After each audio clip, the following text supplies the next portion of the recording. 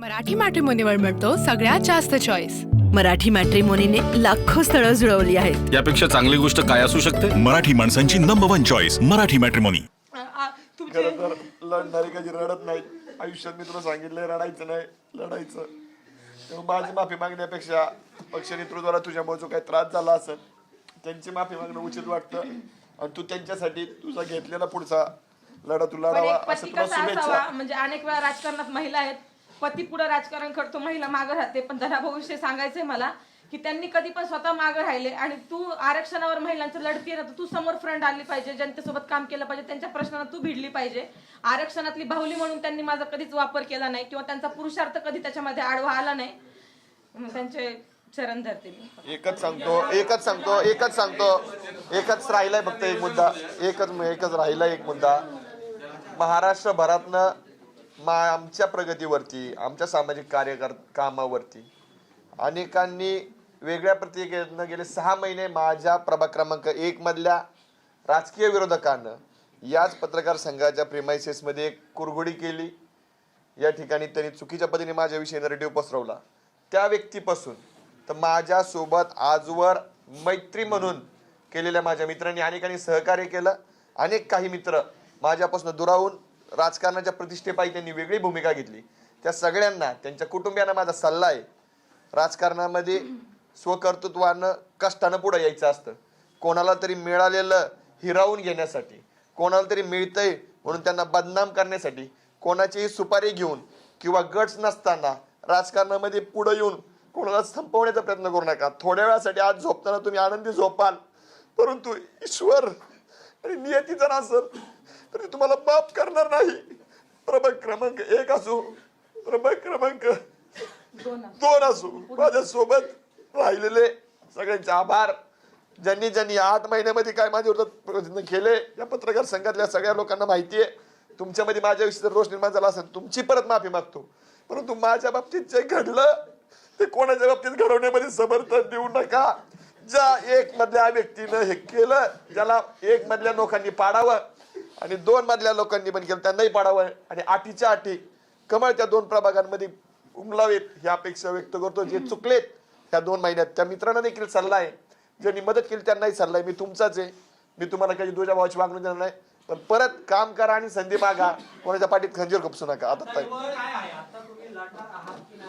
आम्ही लढणार नाही आहोत. आता पूर्णपणे मी प्रभाग क्रमांक 1 मध्ये 4 उमेदवारी अर्ज दाखल केले होते. त्याच्यामध्ये 1 अर्ज हा धनाभाऊंचा होता, 3 माझे होते. आम्ही प्रयत्न करत होतो, परंतु नंतर शेवटच्या टप्प्यामध्ये आम्ही प्रभाग क्रमांक 2 साठी अर्ज भरला. ते सगळे अर्ज आम्ही आता मागे घेतलेले आहेत. पुणे महानगरपालिकेच्या निवडणुकीमध्ये आम्ही कुठेही उमेदवार नसणार आहोत आणि त्यामुळे आम्ही भारतीय जनता पार्टीचे जे उमेदवार पक्षाला जबाबदारी दिली तिथं निवडून आणण्यासाठी प्रयत्न करणार आहोत. विशेष जबाबदारी प्रभाग क्रमांक 1 आणि 2 ची आमच्यावर असणार आहे. ह्या देशातलं हिंदुत्व टिकवण्यासाठी नरेंद्रजी मोदींनी जे प्रयत्न केलेले आहेत आणि मराठा आरक्षणासाठी देवेंद्र फडणवीसांनी जे प्रयत्न केलेले आहेत त्या साहेबांचे आदेश मानून मी भविष्य काळामध्ये हिंदुत्वासाठी काम करणार आहे आणि भारतीय जनता पार्टीच्या कोर टीम मध्ये येऊन काम करणार आहे. जर भारतीय जनता पार्टीकडून कुठलाही दबाव वापरला गेला नाही, कारण खरं तर दबाव जर त्यांना असता किंवा पहिल्या त्यांनी उमेदवारीच मला दिली नसती. हा सर्वस्वी निर्णय माझा होता. मी घेतलेल्या भूमिकेमुळे काही पक्षाच्या जागांवर अडचण निर्माण होते की काय असा प्रश्न निर्माण झाला होता. मला असं वाटतं की मी एकटी निवडून येण्यापेक्षा भारतीय जनता पार्टीचे अनेक लोक त्या ठिकाणी सभागृहामध्ये बसणं मला गरजेचं वाटलं आणि त्याच्यामुळे स्वतः जबाबदारी स्वीकारून माझ्या मागच्या आयुष्याची जबाबदारी स्वतः मी स्वीकारली आहे आणि मी त्याग करण्याचं ठरवलेलं आहे आणि मी त्याग करेल. मी तरुण आहे आणि याच्यामध्ये काही दिवस काळ जातील पण माझी त्याच्यासाठी तयारी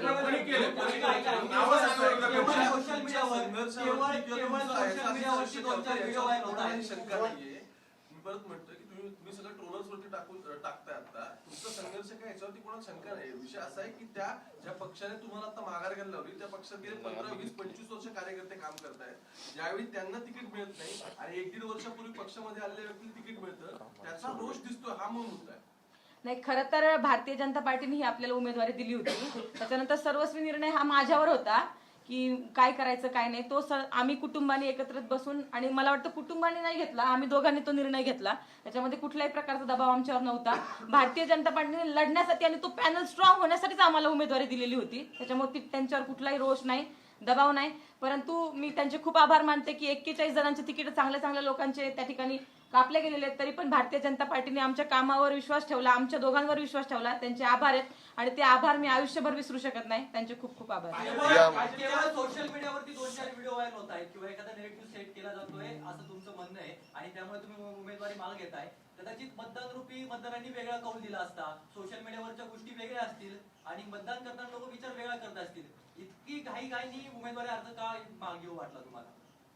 नाही, खरं तर हा जो निर्णय होता तो मला का घ्यावा वाटला, कारण की प्रभाग क्रमांक 2 मध्ये तशी कंडिशन नव्हती. मी निवडून येणार होते, आमचे 4ही सीट निवडून येणार होते. प्रभाग क्रमांक 1 मध्ये सुद्धा तशी कंडिशन होती. परंतु आज आपण बघतोय की नरेंद्रजी मोदी जे निवडून आले देशामध्ये, त्याच्यामध्ये सोशल मीडियाचा मोठा प्रभाव होता.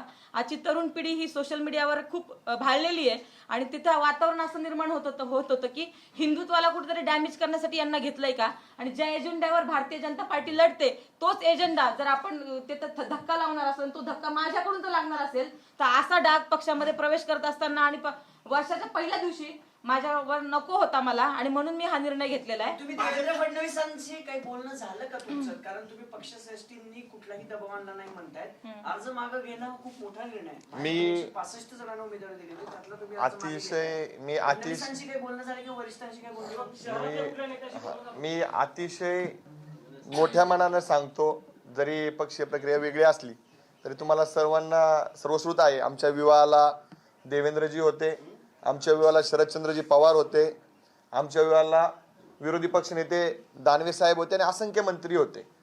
हे सांगायचं कारण असं की माझे अनेक राजकीय नेते मंडळींसोबत चांगले संपर्क आहेत. हा निर्णय होत असताना ज्यावेळेस ती मुवमेंट अतिशय मोठ्या प्रमाणात वाढली, तेव्हा पक्ष नेतृत्वाला जर त्रास होत असेल, पक्ष डॅमेज होत असेल, तर या पुण्यनगरीचं चांगलं काम करणारं नेतृत्व म्हणजे आदरणीय मुरलीधर मोहोळ असतील, आमच्या वडगाव श्री विधानसभा मतदारसंघाचे जगदीशजी मोळीक असतील, त्याचबरोबर मंगेशदादा गोळे आमच्या त्या भागात काम करतात ते आहेत, शहर नेतृत्व अध्यक्ष सगळी मंडळी आहेत आणि देवेंद्रजी आहेत. या सगळ्या लोकांना स्वयंप्रेरणेनं आम्ही सांगितलं की आज रोजी तशा पद्धतीचा मेसेज माझ्याकडे आहे. ताईचं म्हणणं आहे पार्टी फर्स्ट, आम्ही थांबतो. माझा मोबाईल आता माझ्याकडे नाही. पार्टी फर्स्ट ती म्हणतीये. देवेंद्रजी, तुमच्या चेहऱ्याला आमच्यामुळे जर डाग लागत असेल, टॅग करणाऱ्या व्यक्तींना ते देवेंद्रजी आणि मुरलीधर मोहोळ या 2 लोकांनी निर्णय घेतला का म्हणून त्यांना टार्गेट केलं. परंतु आमचा निर्णय, जसं मला त्या दादांनी विचारलं की अनेकांच्या उमेदवारी कापल्या तुम्हाला काय मिळाली, सर्वेमध्ये आमचं नाव होतं. सर्वेनुसार आम्ही जे भारतीय जनता पार्टीचे विचार स्वीकारले होते, आम्ही त्या भागामध्ये केलेलं हिंदुत्वाचं काम, अनेक यज्ञ महायज्ञांपासून तर लोकविकासाची कामं, 5 कोटींचा विकास निधी, पुण्यातला एकमेव उमेदवार असेल किंवा महाराष्ट्रातला एकमेव उमेदवार असेल, निवडणुकीच्या आधी 5 कोटींची विकास कामं या प्रभाग क्रमांक 1 ला मिळालेली आहेत. मित्रांनो, हे 5 कोटीचे विकास कामं आणत असताना मला याच शासनाचं सहकार्य झालं होतं. त्यामुळे मी प्रभागामध्ये निवडून येण्याच्या क्रायटेरियामध्ये का आलो, ताई निवडून येण्याच्या क्रायटेरियामध्ये का आली, तर विकास कामं केली म्हणून, आणि ते शासनाचं बजेट होतं. एवढी मदत जर शासन आम्हाला निवडून येण्याच्या क्रायटेरियामध्ये येण्यासाठी करतंय, तर आम्ही स्वयंस्फूर्तीने त्यांना संपर्क केला. आम्ही त्यांना सांगितलं, आजही त्यांनी तुझ्या चुकीच्या व्हिडिओ व्हायरल करतात, ते चुकीचं घडतंय हे मला माहिती आहे, तुम्ही निर्णय घ्याल तो आम्हाला मान्य असेल असं पक्ष नेतृत्वाने सांगितलं. पण स्वतः मी एक पत्नी कशी असावी, दुसऱ्यांवर अन्याय होऊ नये म्हणून माघार काय घ्यावी, ते या वाघिणीने दाखवलंय. मी माझ्या वतीनं, माझ्या मित्रांच्या वतीने तिचा आभार व्यक्त करतो आणि आम्हाला कोणी दबाव टाकला नाही. असं आहे पूजा आणि धनंजय, तुम्ही एकटे नाही, परस्पर विरोधी भूमिकेतनं दुसऱ्या पक्षात येणं. यापूर्वी अनेक लोकांनी वेगळी राजकीय भूमिका असतानाही भाजपमध्ये आल्यानंतर त्यांचं पुनर्वसन व्यवस्थित झाले. तुम्हाला दोघांनाच का टार्गेट केलेलं, याच्यामध्ये कोण आहे, तुम्ही नावं घेऊन सांगा. भाजपच्या अंतर्गत त्यांना का नाही टार्गेट केलं? मी स्पष्ट सांगतो, मी आता काल मी तक्रार केलेली, उत्तर देतो तुमचं. मी काल तक्रार केलेली आहे, मला प्रश्न कळाला, मी काल तक्रार केलेली आहे. पूर्णपणे प्रभाग क्रमांक 2 मध्ये fake narrative, fakes media agency लावलेल्या आहेत. त्या एजन्सी कोणाच्या आहेत याचे पुरावे माझ्याकडे आहेत. शिवसेना 02 म्हणजे काय, तर शिवसेना प्रभाग क्रमांक 2, आणि त्या ठिकाणी कार्यकर्ता शिवसेनेचा तो टाकणारा नाहीच आहे. राष्ट्रवादी काँग्रेस पक्षाच्या कार्यकर्त्यांना पेड एजन्सी देऊन फेक अकाउंट खोललं आणि त्याच्यावरनं सुरुवात झाली. त्याच्या पुराव्यानिशी आम्ही तक्रार केलेली आहे. म्हणजेच कोण, तर पुणे शहरातली राष्ट्रवादी काँग्रेस पार्टी, राष्ट्रवादी काँग्रेस पार्टीचे त्या भागातले सगळे नेतृत्व, सगळे उमेदवार, या सगळ्या मंडळींना त्या ठिकाणावरनं ते पेरायला सुरुवात केली आणि नावं ही तुम्हाला सर्वांना माहिती आहेत. त्या भागातला माजी नगरसेवक असतील, ते आदरणीय असतील, माजी नगरसेवक, आत्ताचे सगळे उमेदवार यांनी मिळून ते षडयंत्र केलं. संघाच्या प्रतिनिधींपर्यंत आम्ही ते पोहोचवलेलं आहे. त्यामुळं आम्ही बळी फक्त ठरलोय खोट्या ट्रोलरचा. परंतु कोणते ट्रोलर्स? तर प्रभाग क्रमांक 2चे. आणि त्यानंतर जसं पूजानी सांगितलं की तिची भूमिका पहिली गेली, दुसरी गेली नाही. आज अनेक मोठ्या मोठ्या मीडिया प्लॅटफॉर्मवरती आमच्याविषयी पहिल्या टप्प्यात निगेटिव्ह आलं, पण जेव्हा आमचे खुलाशाचे व्हिडिओ त्यांच्याकडे गेले, त्या सर्व मीडिया पेजेसचे मी आभार मानतो. तरी नंतर आमची सकारात्मक भूमिका घेतली. पण आमच्याविषयी सकारात्मक वातावरण झाल्यानंतर सुद्धा आम्ही थांबायचा निर्णय घेतला. तो म्हणजे एका चेहऱ्यामुळं, एका नगरसेवक पदासाठी भारतीय जनता पार्टी सारख्या पक्षाला जर आमच्यामुळे वेदना होणार असतील, देवेंद्रजींना वेदना होणार असतील, मुरलीधर मोहोळांना वेदना होणार असतील, या सगळ्या गोष्टी झाल्यानंतर आज देखील ते आमच्यासोबत राहिले होते. आम्ही स्वयंस्फूर्तीने निर्णय घेतलाय आणि तसा SMS माझ्या मोबाईलमध्ये आहे, मी तुम्हाला ते दाखवू शकतो. पण त्या खाजगी गोष्टी आहेत आमच्या, त्यामुळे तुम्ही तेवढ्या गोष्टी ओपन करा अशी विनंती करू नये. त्यामुळं तुम्हाला आणखीन काय विचारायचं विचारा. फक्त 2 अजित पवार राष्ट्रवादी. आम्ही खरं तर तुमच्या भावनेचा आदर करतो, पण तुम्ही असं म्हणतात की प्रस्थापित जे नेते आहेत त्यांचा आम्ही बळी ठरलो. दुसरी गोष्ट म्हणजे आताच तुम्ही 8 महिन्यापूर्वी भाजपामध्ये प्रवेश केला पूजाताईंनी. निवडणूक होण्याच्या पूर्वीच तुम्ही खरं तर 5000 किलो मटण वाटलेलं होतं. त्या मटणाच्या जिथे पोस्टर लिहिलं त्या पोस्टरवर एकीकडे मुरलीधर मोहोळचा फोटो होता, त्यामुळे दुसरीकडे तुमचा फोटो होता. म्हणजे तुमच्याच घरामध्ये 2 मतप्रवाह आहेत. मग आता तुम्ही म्हणतायत की मी त्याचं उत्तर नक्की तुम्ही स्वराज्य संघटनेसोबतच आहात? मला अपेक्षित होता हा प्रश्न येणं. आणि हे जे राजकारण तेव्हा पण घडलं ते याच गोष्टीमुळे घडलं. तुम्हाला सर्वांना माहिती असेल, आमच्या भागातले त्याचबरोबर पुणे शहराचे राष्ट्रवादी काँग्रेसचे शहर प्रमुख सुनील टिंगरे यांचा आखाड मेळावा हा अनेक वर्षांपासून पुणे शहरामध्ये चर्चेत असतो. लाखो रुपयांचा खर्च त्या आखाड मेळाव्याला होतो. आणि आखाड मेळाव्याला खर्च होत असताना माझी तेवढी कॅपॅसिटी नाही, पण स्पर्धा माझी त्या प्रभागामध्ये आहे. लाखो रुपये ते खर्च करू शकतात. त्या ठिकाणी चेहरे पाहून इन्व्हिटेशन दिलं जातं. त्यावेळेस मुंबईत मी असं म्हणू शकत नाही, पण अनेक चॅनलनी माझी व्हिडिओ केली होती, त्यात मी स्पष्ट मांडलं होतं, एका ठिकाणी लाखो करोड रुपये खर्च करून जर मेळावे होऊ शकतात, मटणावळी धाडल्या जाऊ शकतात, तर माझ्यासारखा छोटा कार्यकर्ता काय करू शकतो? झोपडपट्टीतलं ज्यांना मटण मिळत नाही, चिकन मिळत नाही, त्यांना मी वाटलं. हो, त्या दिवशी माझी एक चूक झाली. पालखी मार्ग परतीचा ती पालखी सोहळा येणार होता, ती चूक झाली, त्याच्याविषयी मी दिलगिरी टाकली. परंतु मी चिकन का वाटलं? थांबवलं आम्ही. चिकन का वाटलं? त्याचं कारण म्हणजे त्या प्रभागामध्ये जी संस्कृती मटण वाटपाची, त्याचबरोबर त्या आखाड्याची जी राबवलेली आहे, त्या लोकांच्या सोबत माझी राजकारणातली स्पर्धा होती, म्हणजे पूजेची स्पर्धा होती. त्यामुळे तो उपक्रम घ्यावा लागला. त्याबद्दल देखील मी नंतर पोस्ट टाकून दिलगिरी व्यक्त केली. हे सगळं मूळ कारण जे जातंय, मला चिकन का वाटावं लागलं, तर हे मटणावळी घालतात म्हणून मला चिकन वाटावं लागलं. आणि त्यावेळेस देखील मला वेगळ्या पद्धतीने ट्रोल केला गेला. परंतु अनेक मीडिया बांधवांनी माझ्या बाबतीमध्ये तिथं येऊन ज्यावेळेस सर्वेक्षण केलं, त्यावेळेस माझी भूमिका खरी वाटली म्हणून लोकांनी मला ट्रोल केलं. पण ज्यांना खरं माहिती त्यांनी ट्रोल केलं नाही. हा सगळा बळी प्रभाग क्रमांक 2, प्रभाग क्रमांक 1 त्या ठिकाणच्या मंडळींकडनं घडलेला आहे. एक मधली मंडळी म्हणजे कोण? तर त्या ठिकाणचा राष्ट्रवादीचे आत्ताचे नगरसेवक जे माझ्या विरोधात याच पत्रकार संघामध्ये एका व्यक्तीला येऊन याच पत्रकार संघाचं भाडं म्हणजे जे बिल असतं ते भरलेलं त्या व्यक्तीने, त्या खिशातल्या पैशाने त्या एका व्यक्तीने याचं बिल भरलं. तो व्यक्ती, त्याचबरोबर 2 नंबर प्रभागातली सगळी मंडळी ही सगळी आहेत. या पत्रकार बांधवांना देखील ते माहिती आहे की माझ्या विरोधामध्ये या कुरघोड्या केल्या. त्यामुळे हे सगळं घुमून फिरून तिथं येतं आणि याचं एकच प्रायश्चित्त माझ्या माध्यमातून मी फेडू शकतो. 2 नंबरच्या नागरिकांना मी सांगतो की त्या ठिकाणी वारंवार 30 लोक नगरसेवक होणार, त्याच लोकांचे भाऊबंद नगरसेवकामध्ये येणार. आज तुम्ही आमच्यावरचा अन्याय सांगताय. तुम्ही त्या ठिकाणी पहा ना, त्या 2 नंबर प्रभागामध्ये राष्ट्रवादी काँग्रेस पार्टीकडं इतर उमेदवार नव्हते का? का त्यांनी त्यांच्या भावांना, चुलत भावांना उमेदवारी दिल्या? याचं उत्तर तुम्ही असं आहे, तुम्ही दोघं एकमेव नेते नाहीत की जे विरोधी विचारसरणीतनं भाजपमध्ये आलं.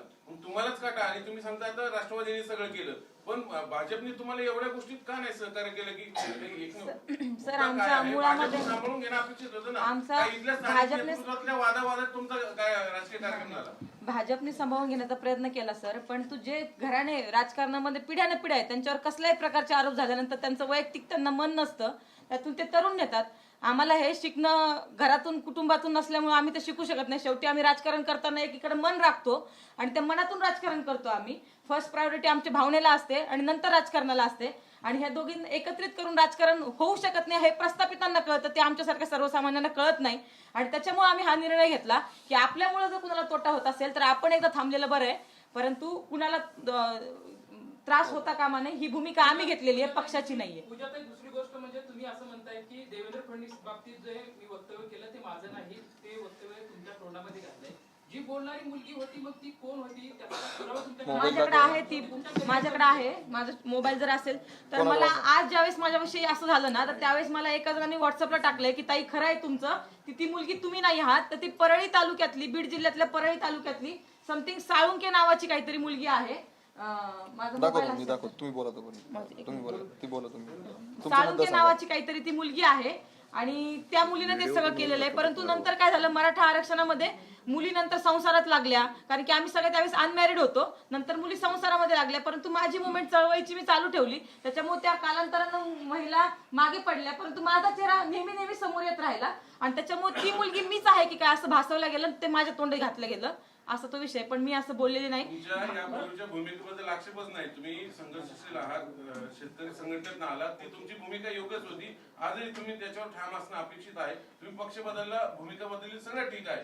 मग भाजपने ह्या सगळ्या गोष्टी तुम्ही म्हणता खोटं आहे ते व्हिडिओ, मग भाजपने ह्या गोष्टी काय सांभाळून घेतल्या किंवा तुम्हाला समजून बाबा माहिती आहे सगळं, मग बळी का दिला जातो या सगळ्या राजकारणात? आम्ही ती संधीच दिली नाही त्यांना. आम्ही निर्णय घेतला, आमच्या कार्यकर्त्यांना संधी दिली आहे, आम्ही आमच्या नेतृत्वाला संधी दिली. आम्ही निर्णय घेऊन टाकला की आम्ही आता या ठिकाणी थांबतोय. तर त्यामुळं तिथपर्यंत काही आहे का तुमचा प्रवेश जगदीश मुळीकर थ्रू झाला म्हणून इथल्या पुणे शहरात शीर्ष नेतृत्वाने हे सगळं अंतर्गत राजकारण घडून नाही, मी स्पष्ट सांगतो या राजकारण जगदीश मुळीकरांच्या अंतर्गत भांडणात तुमचा बळी गेला. आम्ही एक असे उमेदवार असू, मला असं वाटतं की या पुणे शहरामध्ये सर्वांनी या उमेदवाराला उमेदवारी द्या. एक मध्ये कापली तरी 2 मध्ये द्या. सगळी नावं जर काढली तर सगळी जण फक्त या पुणे शहरात एकमेव व्यक्तीच्या पाठीशी उभी राहिली असतील ती म्हणजे पूजा मोरे. त्यामुळे संघर्षामधून अनेकांचे बळी गेले असतील पण संघर्षामध्ये वाचणारी फक्त पूजा मोरे आहे. तिला उमेदवारी मिळाली. जगदीश मुळीक असू द्यात, मान्य मुरलीधर अण्णा असू द्यात किंवा त्या भागातली सगळे नेते मंडळी हे आमच्या सोबत होते, राहिलेत.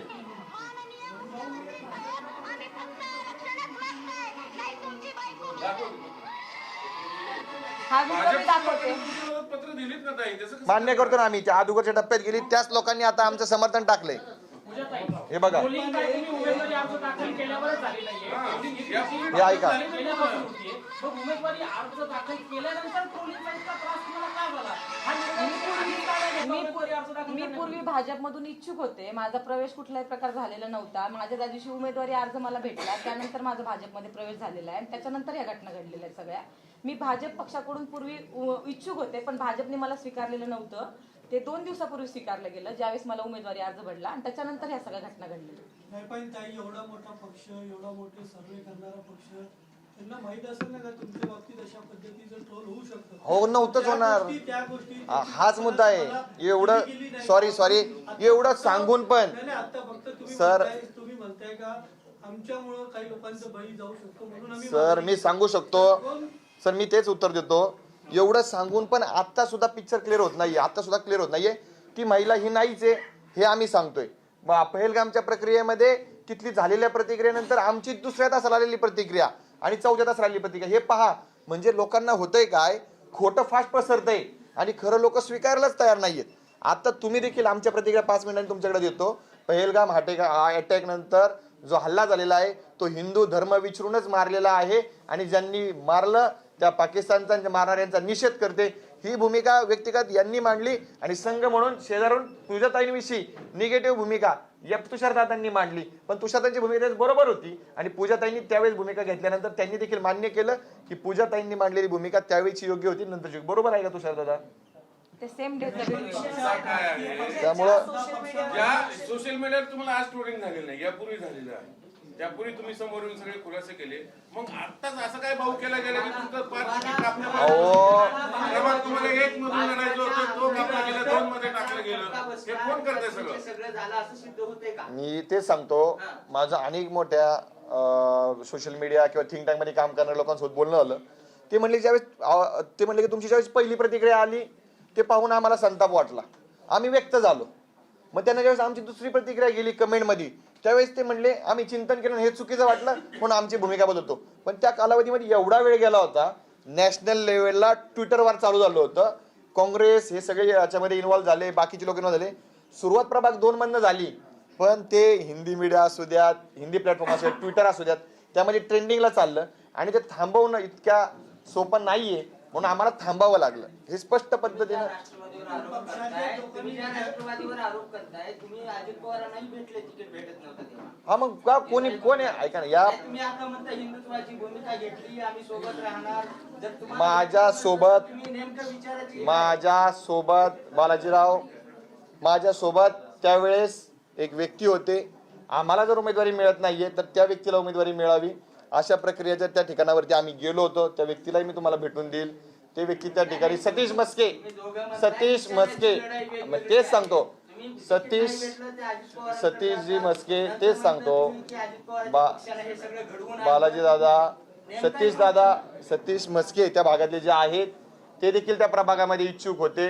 आम्हाला ज्या व्यक्तीनं आमच्या तिकीट कापलं राष्ट्रवादी काँग्रेसच्या त्या व्यक्तीला उमेदवारी मिळू नये आणि सतीश मस्के हे त्या भागातला प्रामाणिक कार्यकर्ता आहे राष्ट्रवादी काँग्रेसचा, त्यांना संधी मिळावी अशा पद्धतीची भूमिका मी घेऊन गेलो होतो. ते मी नाकारत नाही. ते का गेलो होतो तर मला जास्त बोलायला लावू नका. याच पत्रकार संघातनं काही पत्रकारांनी माझा खुलासा न घेता माझ्या विरोधामध्ये बातम्या लावल्या होत्या आणि त्याचा आतापर्यंत प्रायचित्त आलेलं आहे. सतीश मस्केंसोबत तुम्ही बोलू शकता. खुलासा द्यायचा, लगेच द्यायचा. तुम्ही म्हणता 15 दिवसांनी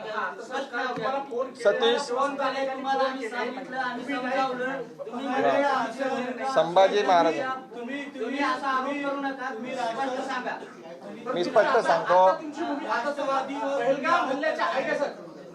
पहिलगाम हल्ल्याच्या बाबतीत तुमची आता भूमिका काय? तेव्हा तुम्ही सोशल मीडियावर सांगितलं होतं, तुम्हाला आता काय वाटतं पहिलगाम हल्ल्याविषयी? आता म्हणजे बालाजी दादा आणि दादा आत्ता पण मी सांगतो आमची स्पष्ट भूमिका आहे. पहिलगाम हत्याच्या दिवशी आम्ही प्रसिद्धी माध्यमांवर सांगितलं होतं दोघांनी पण हिंदू धर्म विचारून गोळ्या मारलेल्या आहेत आणि ते चुकीचं आहे. आम्ही त्याचा निषेध करतो. या सगळ्या प्रक्रियेमध्ये तुम्ही सर्व प्रसार माध्यमांच्या प्रतिनिधींनी पुणे शहरातल्या महाराष्ट्रातल्या माझ्यावरती जे उपकार केलेत त्या उपकारामुळे मी या ठिकाणी आहे. तुमच्याविषयी माझा कुठलाही राग लोभ चूक नाही. मी तुमच्याविषयी काही बोललो असेल तर आत्ताही परत माफी मागतो. त्यावेळेसही माफी मागितली होती.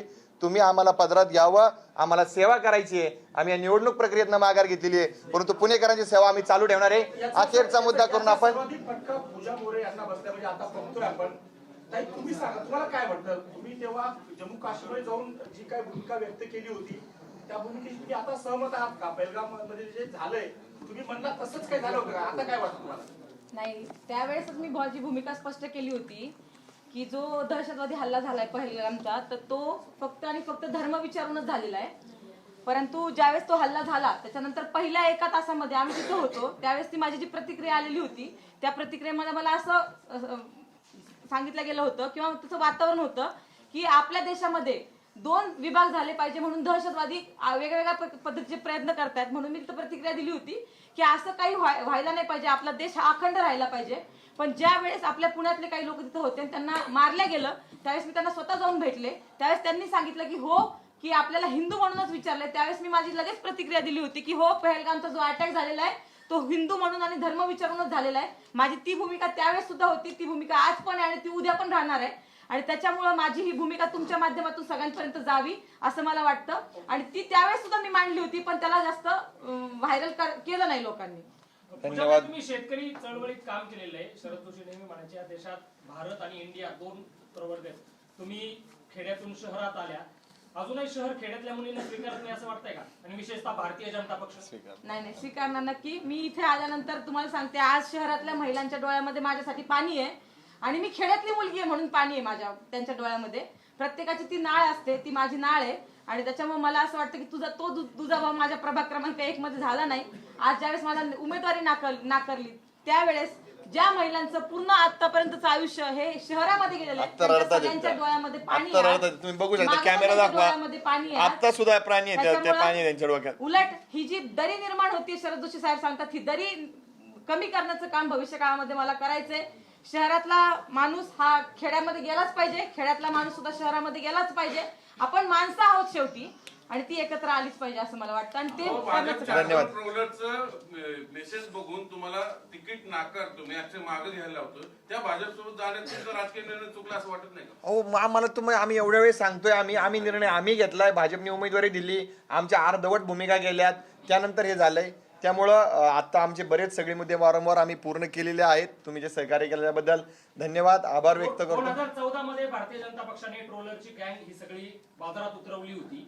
त्याच ट्रोलर गँगचा बळी भारतीय जनता पक्षाला बसलाय का? आणि नाही बळी नाही, भारतीय जनता पार्टीचे जे काही सर्व सीट निवडून येणार होते त्याच्यापेक्षा जास्त येतील आणि त्याच भारतीय जनता पार्टीसाठी पूजा ही पुणे शहरात सगळीकडे काम करताना दिसल. धन्यवाद. विकासाचं धोरण काय असणार आहे? तुमच्याकडे पद नसणार आहे, नगरसेवक पद नसणार आहे, बाकीचं काही नसणार आहे. पक्षाचं निवडणुकीची तुम्ही माघार घेतली आहे. आता विकासाचं धोरण काय असणार आहे तुमच्या? लढताना दोन प्रकारे आपण लढू शकतो. विकासात्मक सभागृहामध्ये जाऊन लढाई लढू शकतो आणि नाहीतर जनसामान्यामध्ये जाऊन त्यांचे प्रश्न आपण मांडत राहू शकतो. त्याचे विविध माध्यम आहेत. प्रत्येकच लढणारा कार्यकर्ता काही सभागृहात जातो अशी काही गोष्ट नाहीये, परंतु तो त्याच्या पद्धतीने लढत राहतो. तर आमच्या असणाऱ्या अंतर्भूत कौशल्याचा वापर करून आम्ही तिथल्या जनतेला न्याय देण्याचा प्रयत्न करू.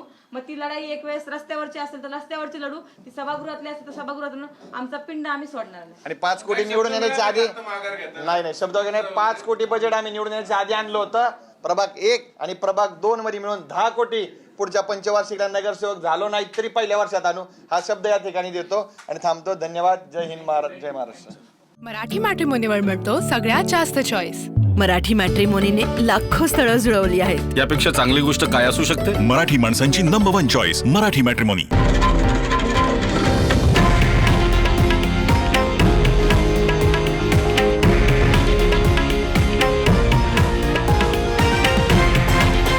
हे आहे देशातील नंबर 1 न्यूज नेटवर्क आणि आपण पाहत आहात TV9 मराठी, एकमेव.